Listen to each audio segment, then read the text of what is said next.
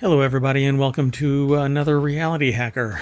This one is for July 28th.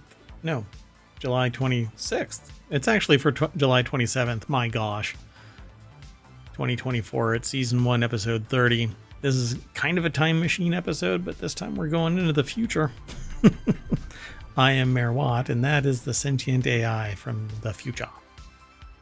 Good evening, ohmTown citizens. Welcome to Reality Hacker. And a little bit of a hot mess.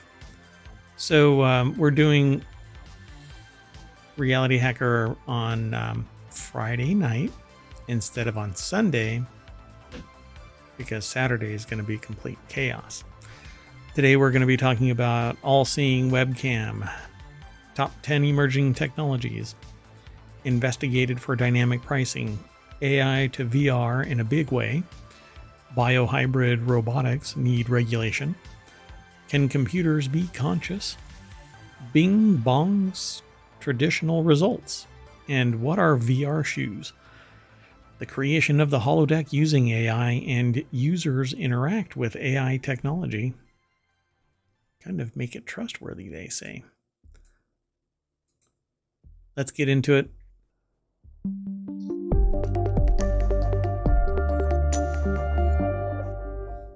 All right, everybody. Sorry about the hot mess that has become today.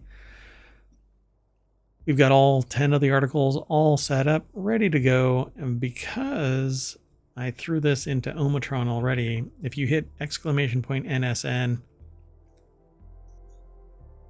you'll get non sequitur news links. And if you hit !RH, you'll get Reality Hacker articles.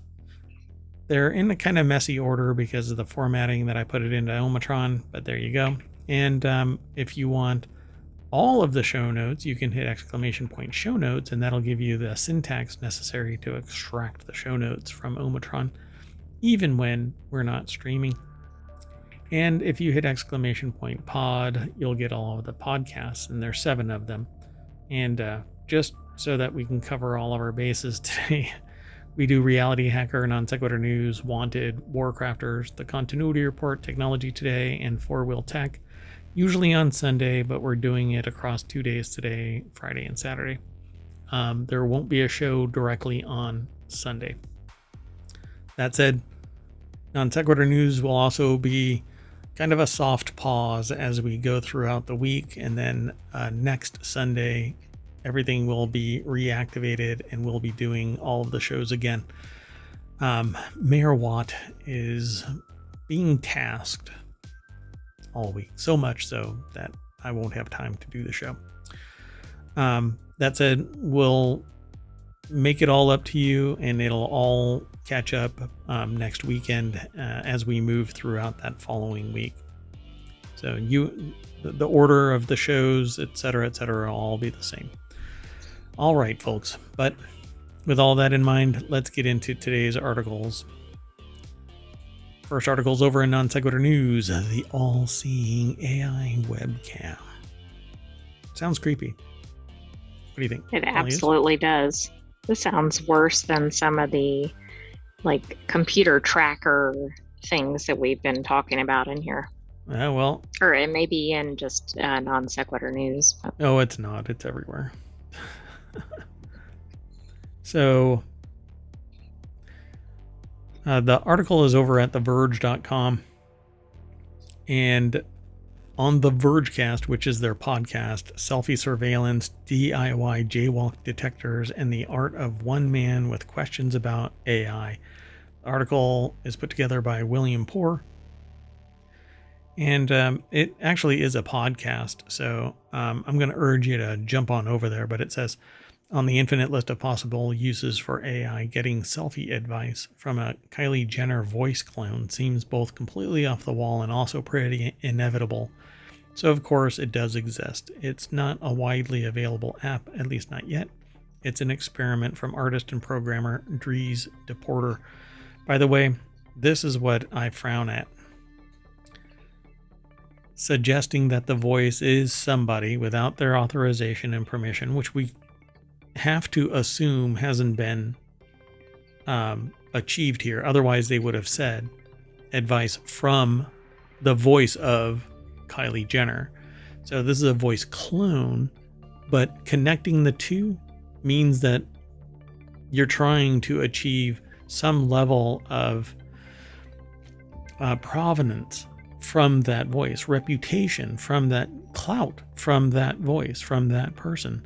That is what I frown upon. That makes it duplicitous. That makes it fraud.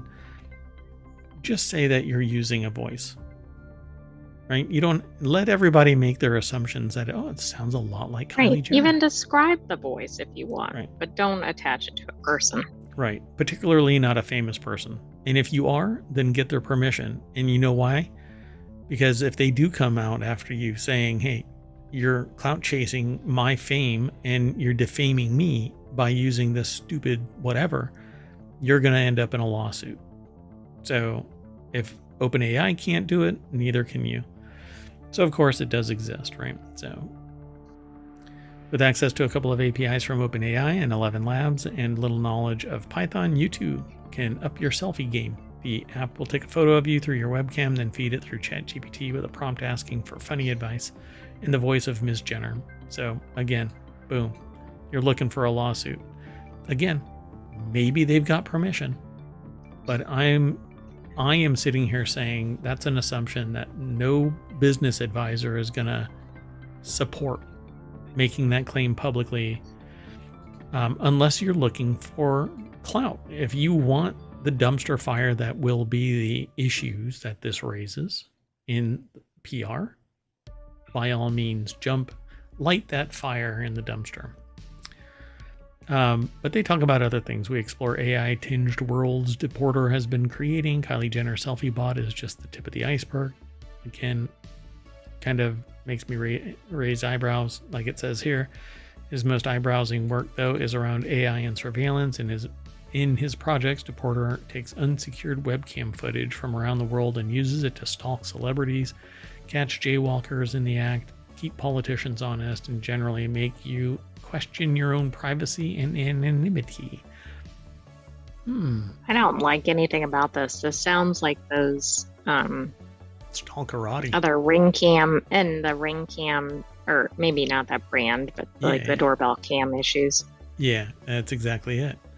But it's because security is an afterthought. So it's up to the developers to do that, and it's up to the clients, the customers, to demand that you have a safe or safer video camera system. I think it's pretty making these ties to Jenner, that's the problem I have with it. All the rest of it, exactly. Instead of using unsecured webcam footage, if you can identify them, then shut it down. You know, if you can notify them, do it. Don't sit there and embrace it and make it, well, they should have locked their door. You know, that kind of bullshit. Anyway, I gotta stop being colorful. I need to be more family friendly. It's okay. Anyway, let's keep moving on. The next article is over in the Mobile channel, From AI-Enabled Science to Gene-Edited Organs, the Top 10 Emerging Technologies of 2024. Remember, all of this is Reality Hacker. So anything that allows us to manipulate, change, hack reality. The natural order of things is not gene editing. We use science to short-circuit nature. I'm not sitting there. I will never sit here and say, oh, no, you can't do that. Why? Because I am a product of science. If it wasn't for science, I wouldn't be here today. Many, many, many people on the planet wouldn't be here today if not for science. So don't get me wrong. Gene edited organs, I have no problem with it. I would rather have a gene edited liver and never have any liver failure. I'd love to have gene editing done that actually reverses gravity and makes me taller. Yeah. Or what about one that reverses aging, right? To some degree, although there's a game out there right now that's called No One Wants to Die, and it's quite fascinating what happens. It's kind of a Black Mirror kind of a game where a person can hop into another body. They basically pay, and if you don't pay your license, to maintain your body, it can be taken from you and you get put into a soul bank, essentially, and somebody else can take your body. Yeah. Somebody yeah, rich. That's not quite what I was referencing. Yeah, somebody rich can move in. Well, I mean, this is where it goes, because you go from, well, let's genetically modify a body so that it's there for me to transfer into or to take parts from, etc. This is where we're going if we don't rein it in, right? Have some ethical controls, but your ethics are different than my ethics. Even if we do see eye to eye, there are subtle differences, right? And everybody's is a little bit different. Some people are psychotic though, and they'll do anything to get that. So Brittany Nguyen over at QZ.com or Quartz put the article together. The deck statement says the World Economic Forum worked with scientists, researchers, and futurists on its list of top 10 emerging technologies. Now it's a slideshow, and I'm just going to click the slideshow and just show them all to us. So number 10 is gene-edited organs for transplants. That's what I just talked about. Right? Basically have gene-edited organs sitting there. You modify them so that they don't get rejected. You put them in a person and they work. You don't have to worry about having to take medicine for the rest of your life because your body's going to say, I don't want that. Right. I mean, that sounds like it'd be more efficient and more effective. Yeah. What could go wrong? Opposable tail. Alternative livestock feeds for sustainability. Back to the opposable tail. Sorry. So I'm all for this as well. I would rather we have something that is sustainable, that feeds livestock and is nutritious and more nutritious than what we do now, which is massive fields that get condensed down and then fed to livestock for us to consume. I would rather us move away from animal as food for sustainability. We can get the same amount from other places, same nutrition, etc. from other places, and we actually don't need as much as everybody thinks. Yeah, depending on what you do for a living, you don't need 3,000 plus calories a day.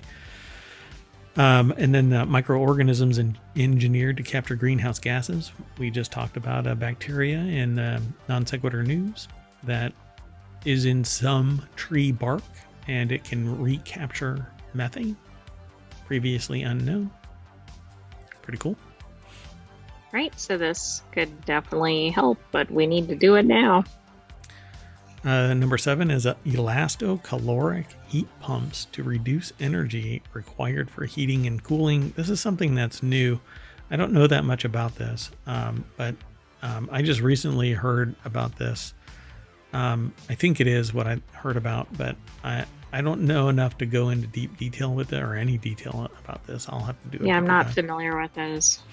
And then immersive technology for construction industry, basically AR, augmented reality. Does it mean like AR or VR? Mm-hmm. Yep. Integrating sensing and communication technologies. So being able to go beyond just voice and video. I believe that's what that is. High altitude platform stations. So things up in the sky. Oh, I don't know.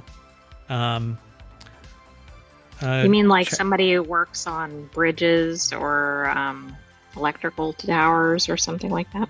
That. Balloons. Oh. Yeah. Like surveillance balloons, weather stations, but up in the clouds. Okay. Yeah. Sky cities, but in balloon form. So this is AR, like we said, and elastocaloric heat pumps. This is a new style of air conditioning system that is supposed to be green, and it doesn't use a caustic or toxic chemical like the other coolants that have been used in air conditioning systems. That's good. Yeah. Then reconfigurable intelligent surfaces. So not having to have something in front of something or behind something, it can be integrated into it. So reconfigurable intelligent surfaces can turn walls and other surfaces into intelligent components for wireless communication and are made up of metamaterials, algorithms, and advanced signal processing. So I think that's good, but I don't know that I want a screen in a bathroom mirror or something. those are actually pretty easy to do because you can just press the electronics up against the mirror. And depending on the type of mirror, it actually shows through when it's turned on. They call them smart mirrors. So the difference is that a smart mirror isn't usually touch sensitive, although you can put capacitive touch sensors on the other side of the glass for it to do things. Oh, okay. Pretty neat. And then privacy enhancing technologies. So encryption.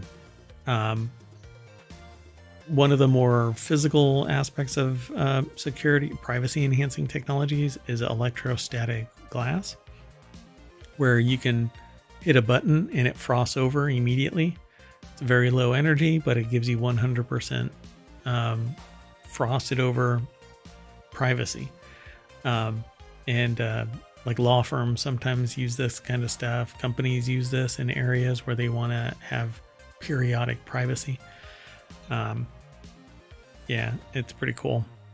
But they're talking about stuff even beyond that. But anything that provides privacy, security, and data sovereignty.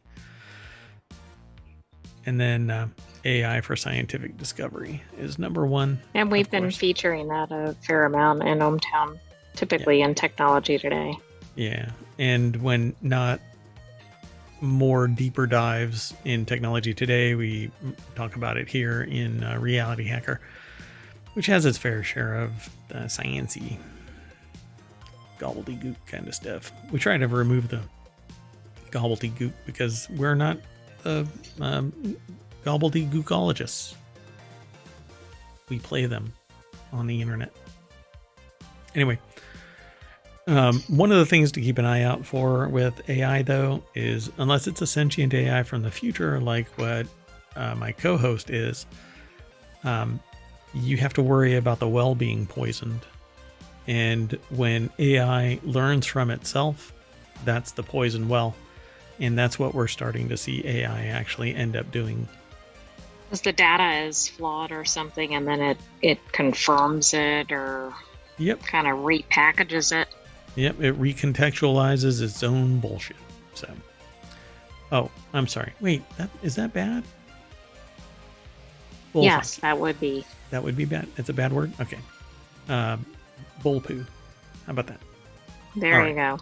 Moving on. This next article is over in the mobile channel. We actually talked about this earlier in the week, but this show, Reality Hacker, is a weekly show, and so we're just talking about it for those who haven't or don't listen to the Non Sequitur news show all the time. So McDonald's and Starbucks has a partner that's being investigated for using AI to set prices. The Federal Trade Commission launched an investigation into a handful of major companies over how they use customer data, algorithms, and artificial intelligence to individually tailor pricing. So this is typically called dynamic pricing. They refer to it as surveillance pricing. But basically, by monitoring what the buying power is of a consumer, they can change the prices on the fly. And Amazon had been hit by this at one point, where two people could be sitting side by side and they would have different prices because the buying power of one was better than the other. Yeah, or even the location was perceived to be a wealthier location than the other. I know that wouldn't be a side by side, but I mean, it's one and one. I would agree with you. You could be nearly, side by side. I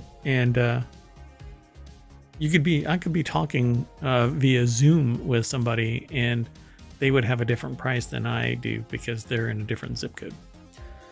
Right. Yeah.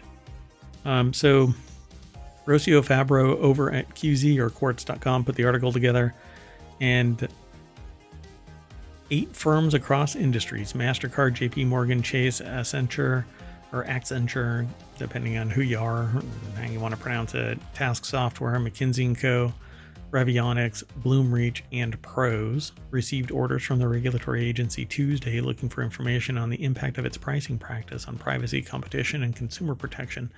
They said that by using AI, they're employing a practice known as surveillance pricing, sometimes called dynamic pricing, to show different prices to consumers for the same products based on their characteristics or behaviors, basically demographic pricing. Demographic and psychographic pricing, which combined... I think surveillance pricing makes it sound even worse than surge pricing. But yeah, and it's not surge pricing, dynamic pricing, or demographic or psychographic pricing, based on how you buy and what you buy. And I told the story about how Target did something that was based on surveillance monitoring of their customer base. Basically, they told an underage girl's dad that she was pregnant before she did by sending a coupon book that said, "Congratulations on your pregnancy. Here's a bunch of coupons to help you along your way." Dad got really upset about it, lit up Target. It actually went kind of viral for a split second, and then it flamed out. But the fact was that Target knew that she was pregnant because her buying habit changed. And there's another one that I tell this story about how I wanted to do a show with somebody. They said, no, I don't really want to do that because I don't want to have a social profile. And I kind of said, come on, it'll be fun. And the moment they confirmed their account, they connected the two people, Google connected the two people together who never communicated online. They were always in a professional environment, right? And then blip, they were connected socially because there was enough data out in the system, even without the people putting data out in the system, to connect by name, location, organizational unit, whatever. Yeah. And then we've seen things too where it's like somebody can determine who somebody is because of other data of other people that are somehow connected to them. It's just really kind of ridiculous how much data is out there. It's creepy. Yep. And de-anonymizing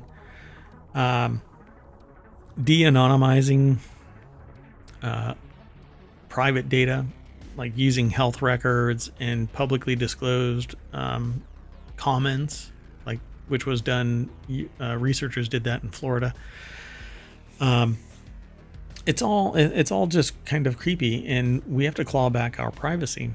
So, and it says FTC is looking to get to the bottom of this quote unquote opaque market that categorizes shoppers and sets targeted prices for products and services. And so it's basically to reach deeper into a pocket and make it profitable to a greater degree instead of, this is the price, this is our profit margin. Right. I mean, it's all profit driven, right? And if they're trying to eke out everything they can from the consumer, why not even enhance that further? Right. It's greed. It's just greed. Let's keep moving, though. The next article is over in Reality Hacker. AI just came to VR in a big way. Meta just announced a huge AI update for the Meta Quest 3, Quest Pro, and Quest 2. The article comes by way of digitaltrends.com. Alan Truly. We kind of skim over stuff really fast. So I won't go verbatim through this. And if there's a video, I encourage you to go over and check it out. And there actually is one. There's some new Meta AI expansion into Meta Quest rolling out this August. The note that is Meta AI can use Quest 3 and Quest Pro's mixed reality mode to see real world objects and answer your questions. So Quest 2's black and white pass-through camera isn't supported for visual support or input. But okay, so I guess this is a big update from the current Quest. Yeah, and with that mixed reality pass-through option, the AI sees what you see, and you can ask questions like, what is this? What is that? How do I do this? How do I do that? I think it's kind of brilliant, but you look like a complete goober if you're wearing that and walking around asking questions. True, and I also want to know, is the data good? Oh yeah, you never know. That's not a cactus, and you grab it. Oh, it's a cactus, all right. So yeah, because we know that AI tends to hallucinate, is what it's referred to as, but basically has a little mini make-believe time and says whatever it wants to say. Hold on one second. Yeah, it likes to just kind of mash information together. And, it's one thing when it's funny, like you should go to Nebraska to go to the ocean or something, but it's another when it's like, oh, so-and-so was convicted of a felony. Well, no, they weren't. Or they're dead. Yeah. Or they don't exist, or all kinds of stuff. Yeah. You have to trust but verify. And when it comes from AI, you absolutely have to be doubly so. But there you go, folks. Meta is now integrating AI, and I would not trust it to save my life. Well, maybe it wouldn't trust you either. Yeah, really. Wait. Is that coming from the Sentient AI? No. That had nothing to do with me. That's the generic AI. Yeah, that's right. Let's keep hopping through all of these articles. The next article is in Technology Today. Biohybrid robotics needs regulation and public debate, say researchers. Researchers are calling for regulation to guide the responsible and ethical development of biohybrid robotics, a pioneering science which fuses artificial components with living tissue and cells. Cyberpunk. Oh no, I hope this isn't going to have the picture. Oh, well, we'll see. University of Southampton put the article together. It's published over at techexplore.com. In a paper published in Proceedings of the National Academy of Sciences entitled Ethics and Responsibility in Biohybrid Robotics Research, a multidisciplinary team from the University of Southampton and universities in the US and Spain set out the unique ethical issues this technology represents. Biohybrid robotics is what they're referring to, fusing, in cyberpunk terms, meat and machine. So biohybrid robotics uses living muscles that can crawl, swim, grip, pump, sense their surroundings. Sensors made from sensory cells or insect antennae have improved chemical sensing. Living neurons have even been used to control mobile robots. And we also saw the, I think it was like a cockroach or other insect that had robotics attached to it, or yes. Yeah, it was a remote control cockroach. And what's funny is that was like in Fifth Element. There was something they had attached in Fifth Element that was like a remote control cockroach. Oh no! But we've talked about these like technology enhanced biological critters. So in a series of thought experiments, they describe how a bio-robot for cleaning our oceans could disrupt the food chain, how a biohybrid robotic arm might exacerbate inequalities, and how increasing sophisticated biohybrid assistants could raise questions about sentience and moral value. Not if you don't accept that robots can have sentience. And not if you don't have a problem with a robot performing a function that you don't care to do. Yeah, and the inequalities basically come about from the corporate element not using technology. I was thinking it might be the aesthetics or something. Like, for instance, if it's obvious that somebody is using a robotic arm. Now, I mean, some people might think that was a plus, but some people might look at that and go, oh, that person must have a disability. Right. And I was coming from the replacement of humans entirely with biomechanical workers that you don't have to treat as employees because they don't have to take breaks and they aren't sentient and they don't have emotion, etc., etc. So yeah, it's actually it's a fascinating ethical dilemma. Yours is probably closer to where the article was going. So the paper is the first from the Biohybrid Futures project led by Dr. Raphael Mestre in collaboration with the Rebooting Democracy project. Biohybrid Futures is setting out to develop a framework for the responsible research, application, and governance of biohybrid robotics. This is to the people who grew up in the 80s and 90s, and nowadays it's coming back because of games like Cyberpunk 2077, but this is old hat. We've been down this road as a thought experiment as kids. At least I have, along with my somewhat large cohort of people who were players of these games. We only see really the positive in this, in that if we have the ability to augment ourselves with robotics and technology, then we become better humans.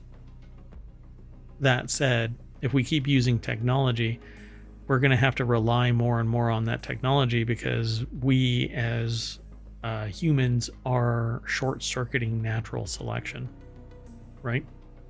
So is that a big deal to me? Not in the sense that, like I said in maybe this show? No, it was last show. I'm a product of science, you know. I was a preemie. So preemie that if just 5 years earlier the technology wasn't around, I wouldn't be around.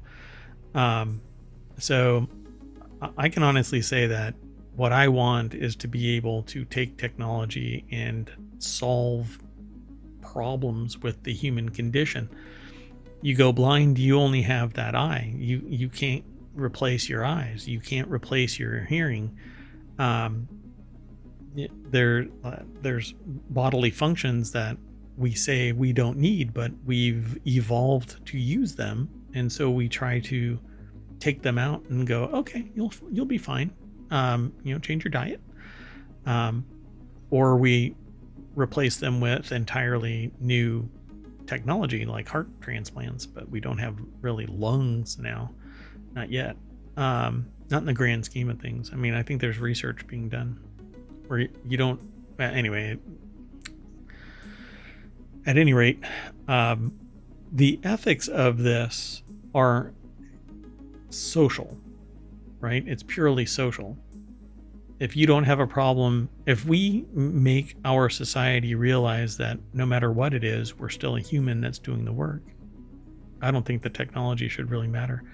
But it's going to be some type of extraordinary function, like they'll get a job because they can lift more because their arms are mechanical and thus they can lift more. Right, exactly.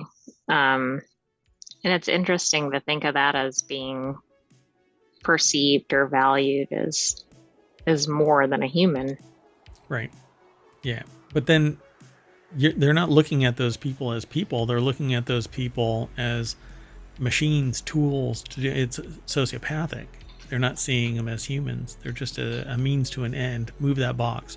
Well, I can't because I can't lift more than 50 pounds. Well, Joe over here has 2 mechanical arms, power armor basically, and can do 150 pounds easy.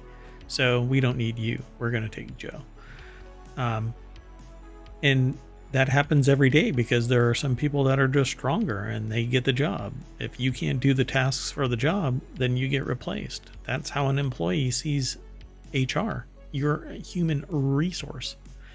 Nothing guarantees you a job except unless, not even if you're your own boss. That's true, because your business could shutter. Yeah. So I think it's a really neat article, and you can follow the links that are in it to talk about or to read more about biohybrid futures in this this organization called Rebooting Democracy, which I don't know anything about, but you can follow the link over to the paper as well. The paper that's published in Proceedings of the National Academy of Sciences. You want to keep going? Sounds good. This next article is over in Technology Today. We're kind of asking some big questions here. This question is, can computers ever be conscious? A scientist weighs in. A new paper explores the necessary conditions for consciousness, highlighting key differences between brains and computers, especially in causal structures, and suggesting that true consciousness could what? Never be achieved? What do you think? Rohr University Bochum. Could never be achieved by a computer, yes. Yeah, so the article is over at scitechdaily.com. Again, it's by Rohr University Bochum. The new paper explores the necessary conditions for consciousness, highlighting key differences between brains and computers, especially in causal structures, and suggesting that true conscious experience may require more than just simulation. I've always been interested in that because, yeah, it's not a simulation. Humans and their consciousness, it's not a simulation. Or it is, but everything is. But if it's not a simulation, they can actually change directions, and maybe they can in a simulation, but I mean, that's part of the problem, right? With the computers, it's just whatever it's programmed to do. Right. Yeah. And our decisions aren't made on entropy and chaos. There's a decision that's made. And what does that mean to you? So would it be desirable for artificial intelligence to develop consciousness? It says not really, for the variety of reasons, according to Dr. Juana Weiss from the Institute of Philosophy 2 at Rohr University Bochum in Germany. It was a do-over. Yeah, I guess. Maybe it's the second one. I don't know. I'll have to look into that. It's probably a second location or something. In an essay, he examines the conditions that must be met for consciousness to exist and compares brains with computers. He identified significant differences between humans and machines, most notably in the organization of brain areas, as well as memory and computing units. The causal relationship might be a difference that's relevant to consciousness, he argues. The essay was published on June 26, 2024 in the journal Philosophical Studies. So what type of AI systems are unlikely to be conscious, and how can we rule out the possibility of certain types of systems becoming conscious? How likely is it that current AI systems are conscious, and what needs to be added to existing systems to make it more likely that they're capable of consciousness? These are all questions that doctor asks Juana Weiss. So their aim is to contribute to two goals. First, to reduce the risk of inadvertently creating artificial consciousness, and second, the approach should help rule out the deception by ostensibly conscious AI systems that only appear to be conscious. And I likened that to Blade Runner's Voight-Kampff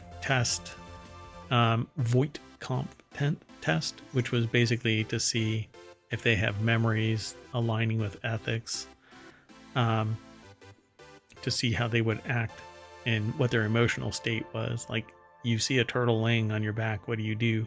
And they would monitor them to see if they have an emotional response. Oh, okay. So they say that most differences are not relevant to consciousness. We don't even know what consciousness is. We haven't totally figured it out from a scientific standpoint, right? I mean, we know there's certain energy, etc., but we really can't measure it or know how to manipulate it. We have no idea what being conscious actually means, other than in the physiological sense that we are awake and able to respond to inquiry and we know we exist.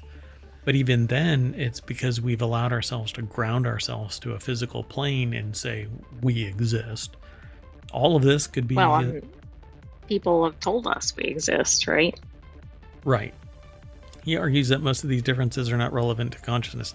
For example, unlike a microcomputer, our brain is very energy efficient, but it's implausible that this is a requirement for consciousness.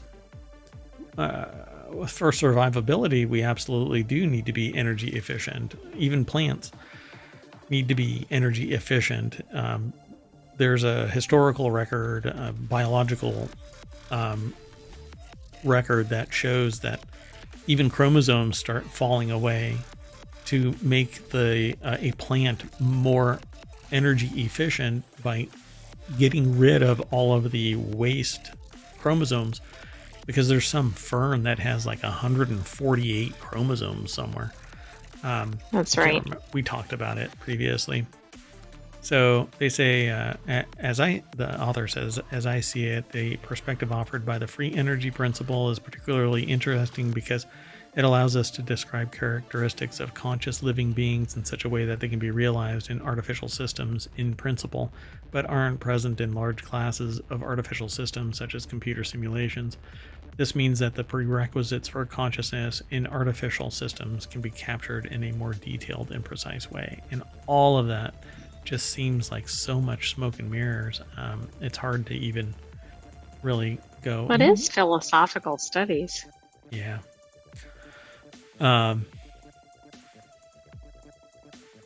Yeah.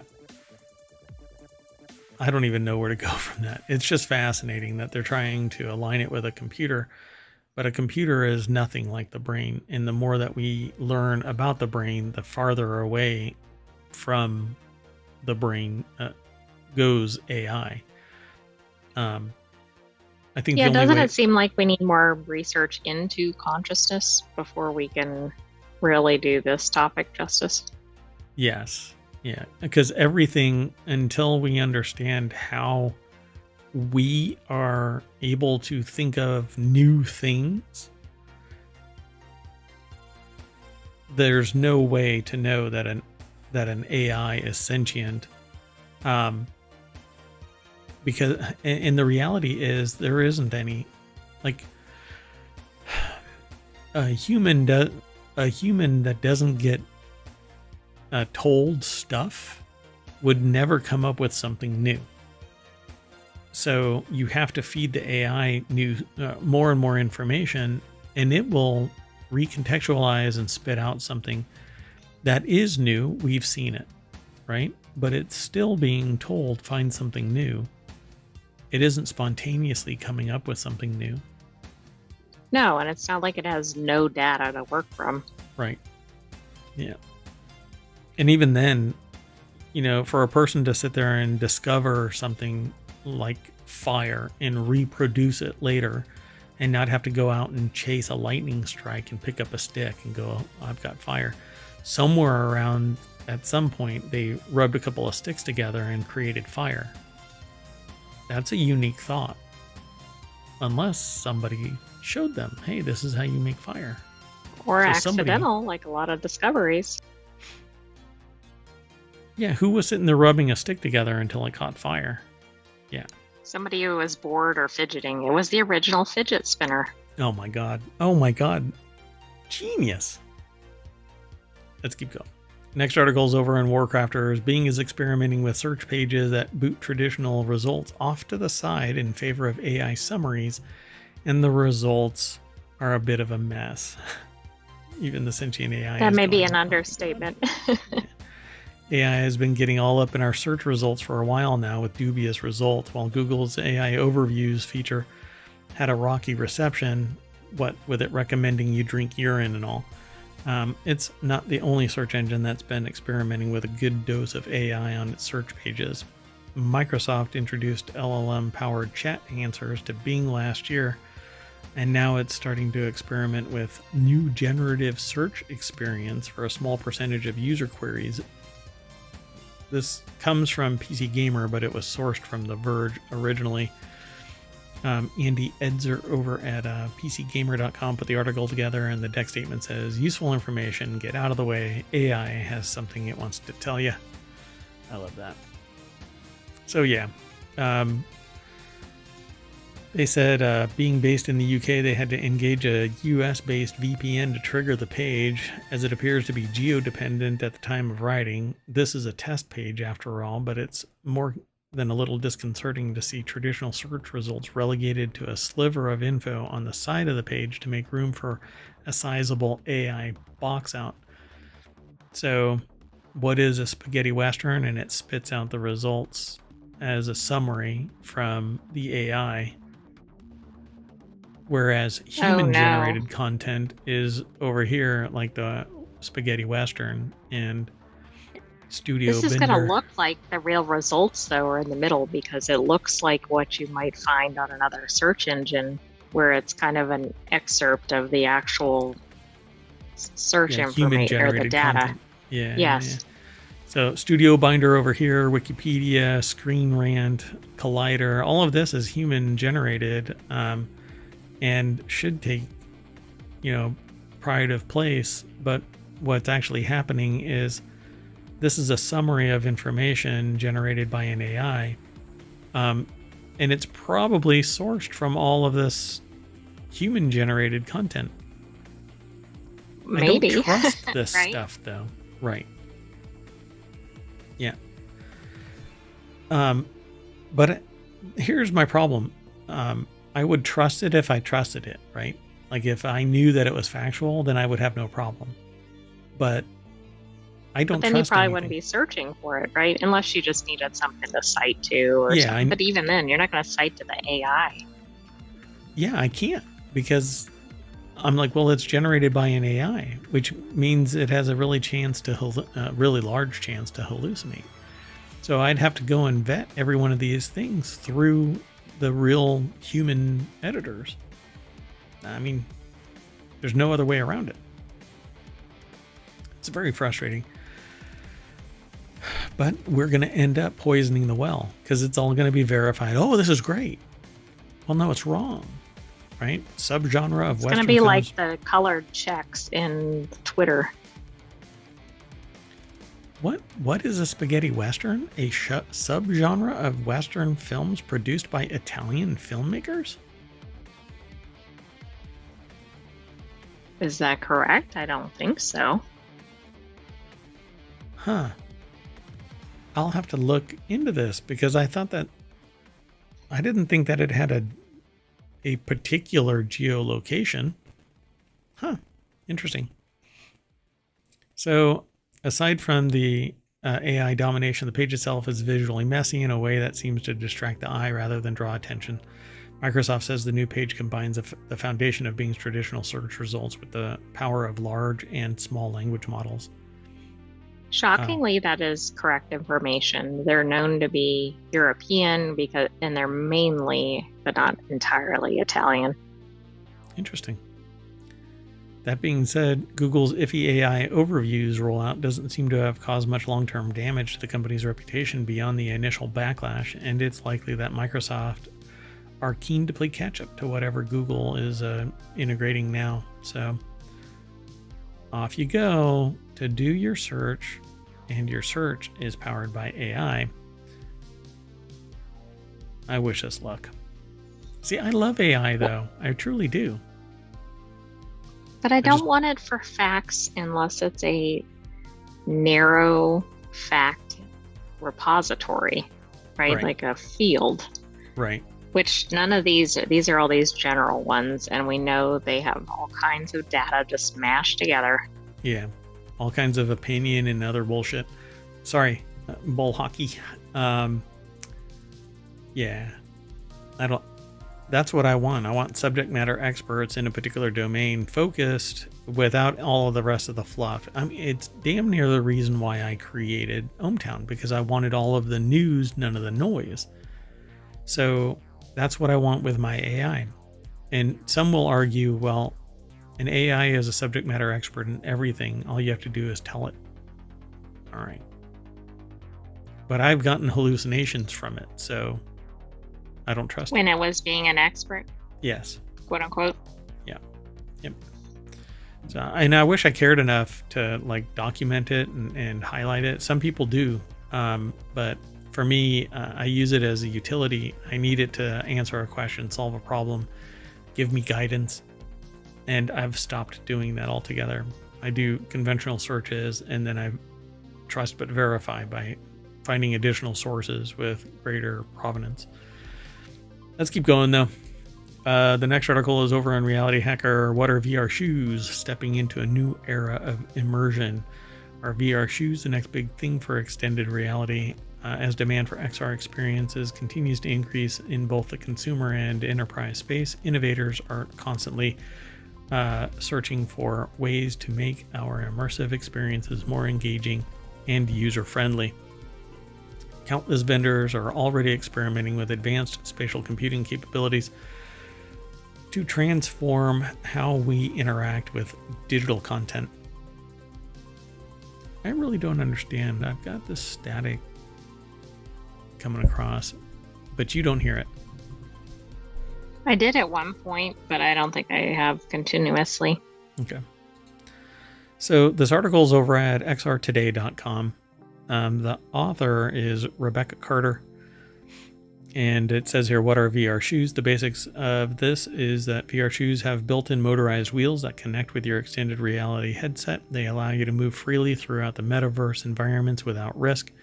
They've surged into the spotlight recently after Free Aim announced that it had raised more than $316,000 in funding for its own clever tricks, set to release in 2025.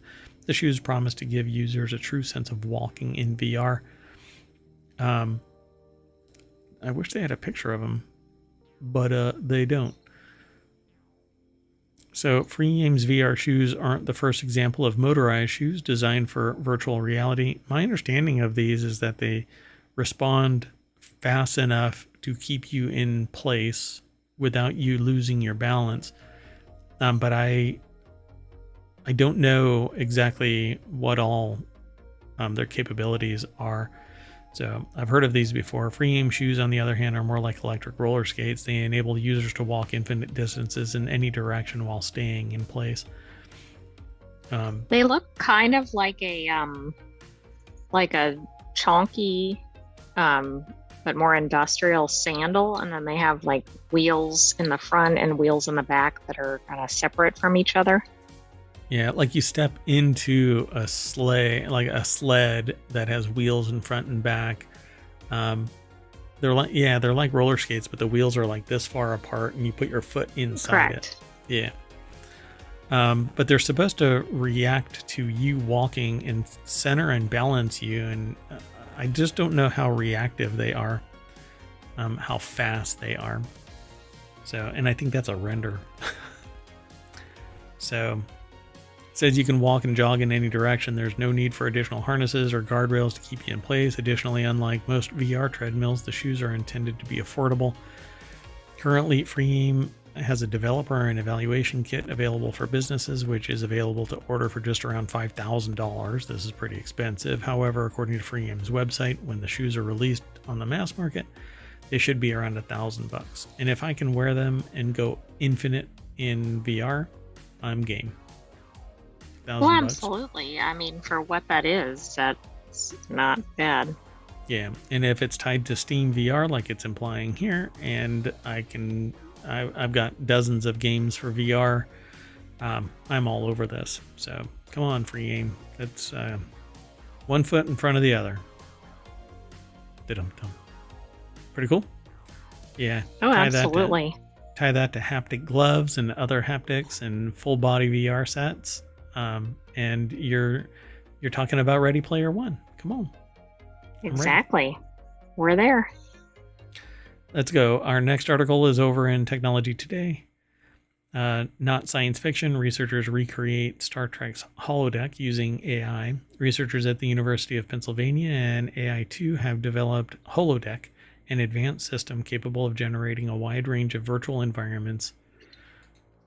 So, University of Pennsylvania School of Engineering and Applied Science put the article together, and it's published over at scitechdaily.com. So we've seen something similar to this, but I'm not sure. So they're using Dolly, Midjourney, ChatGPT, other AI solutions to build virtual environments, basically by saying them, it seems. Enter Holodeck, a system for generating interactive 3D environments co-created by Callison Birch, Yatskar Yang, and Lingjai Liu, Aravind K. Joshi, assistant professor in CIS, along with collaborators at Stanford, the University of Washington, Allen Institute for Artificial Intelligence. Named for its Star Trek forebear. We're looking for a trademark dispute. No. holodeck generates a virtually limitless range of indoor environments using AI to interpret users' requests, where you can use language to control it, says Yang. You can easily describe whatever environment you want and train the embodied AI agents. Essentially, you tell it what you want and it creates it. Pretty cool. I mean, I think this is pretty neat. Yeah. Yeah, I love the idea of this. There's a huge difference though with holodeck, because this holodeck and the holodeck from Star Trek, it's a physical space. This is not. This is just VR. You're Right, not gonna, right. Maybe you're you not could gonna put fall your into VR water. shoes on and Yeah. do this, and Yeah. Yep. So you can fall into water in the Star Trek holodeck. You're just gonna bump into a wall in a exactly. VR holodeck. So it's pretty cool. They give an example of this like flow diagram about how it embodied doing this, doing that based on prompts. Pretty cool. I love the idea of this. It'd be cool for interior design and stuff like that. That's exactly it. If you could have the whole thing modeled and not just some drawing of it or something, it would Yeah. And be be pretty dynamic. effective. Yep. Looks like it'd be fun. Okay, that was a quick article, so let's move on. The next article is something that we've talked about in the past, and that is the acceptance of social robots. This article is over in Technology Today.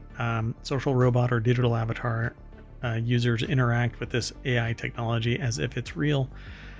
Humans are interacting more than ever with artificial intelligence, from the development of the first social robots, or a robot with a physical body programmed to interact and engage with humans like Kismet in the 1990s, to smart speakers such as Amazon's Alexa. Bridget Viljone and Elizabeth Day from The Conversation put this article together, and it's published over at techexplore.com. And they have this picture of a little girl holding hands with a robot. Our new research looked at how humans experience interacting with AI social robots or digital avatars, AI virtual chatbots designed to look and interact like a human on a device. These are designed to increase human interaction with them. We've talked about this before, because there's this uncanny valley side of things. We have been proposing that they should be more like this and less attempts made to try to make them human, because Exactly. Go ahead. They're approachable, right? They don't have to be confusingly similar to humans. Right. And we impart emotion into them. Oh, look, that's such a adorable robot, versus It's Oh my smiling at God. me or whatever. it's trying to kill me, that kind of a thing. Like the Boston Dynamics new one, Oh, goodness. goes stomping off like it's going to come and kick my butt. Backwards. Yeah. And then it turns its head at the last minute. I'm looking at you. I think I just peed.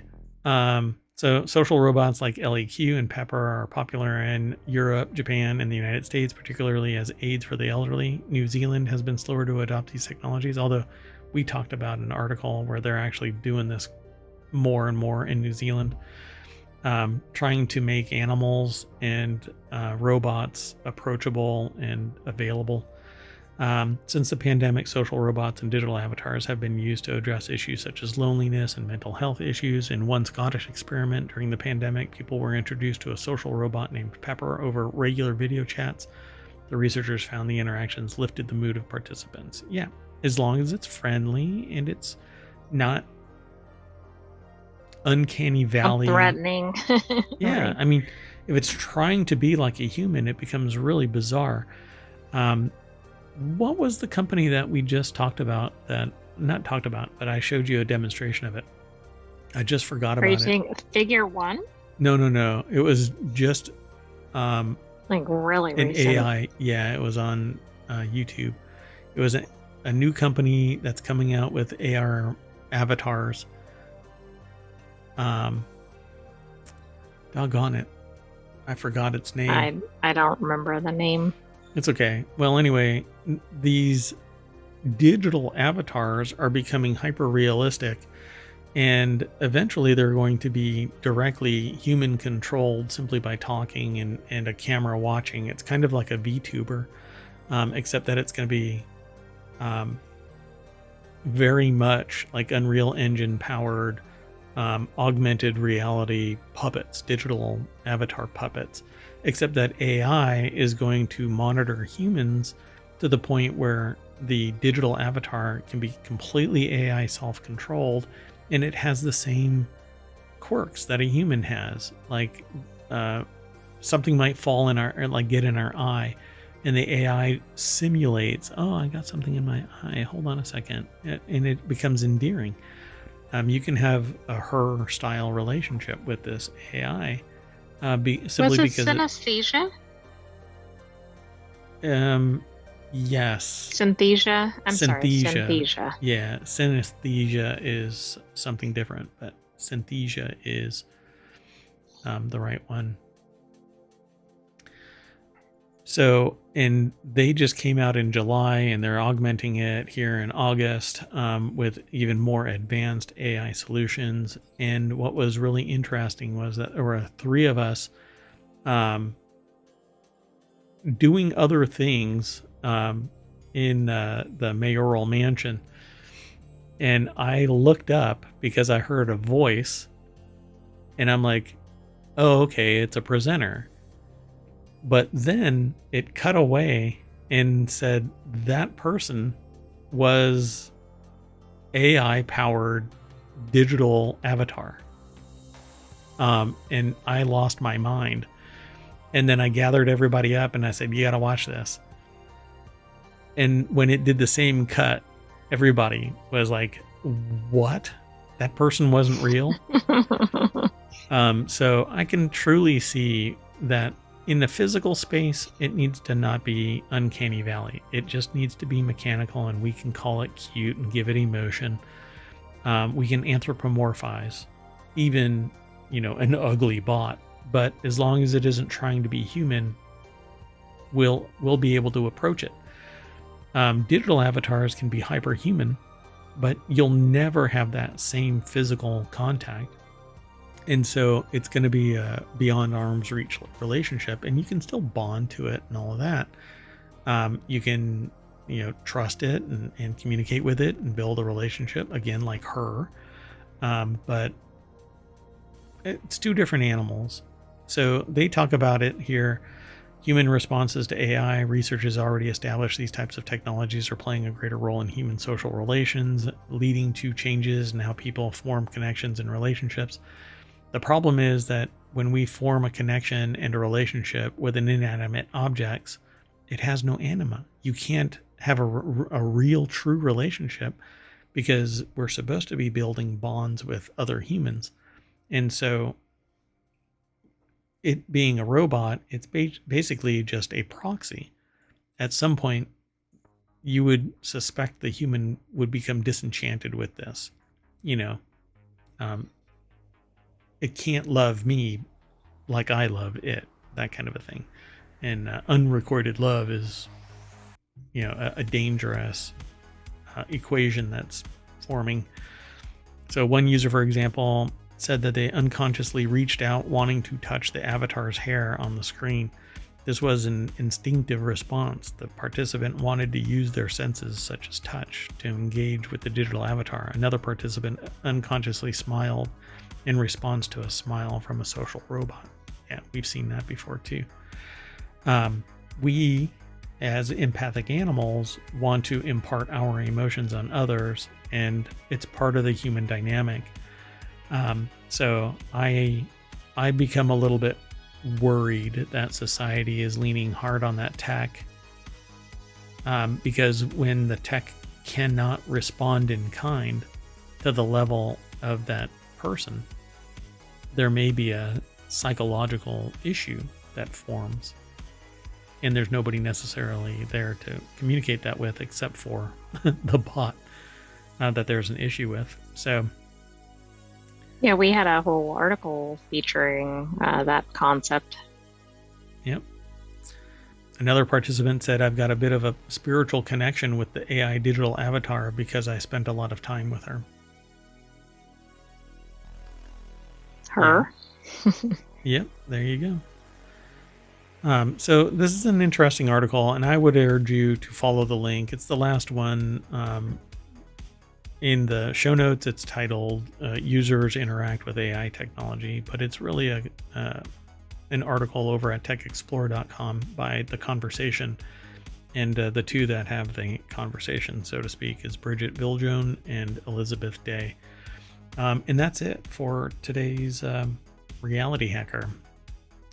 Ta-da! So I am going to reboot my digital avatar and snap us back to Reality Hacker. And I fixed the menu. So Reality Hacker, we can refresh and we'll have a whole bunch of new articles and whatnot. So go and check it out. Go over to ohmTown.com, become a citizen. And that's it for tonight, folks. We'll see you tomorrow. I am Mayor Watt. That is the visualizer for the Sentient AI. Looking a bit sprung. Good night, ohmTown citizens. Yeah, the visualizer looks different today. Yeah, we'll work on it. We'll do it in post. Okay. We won't do it in post. See y'all tomorrow. Bye-bye. Or later. Yeah, tomorrow. I'm not going to be able to do any more shows tonight. Okay, see you. Bye-bye.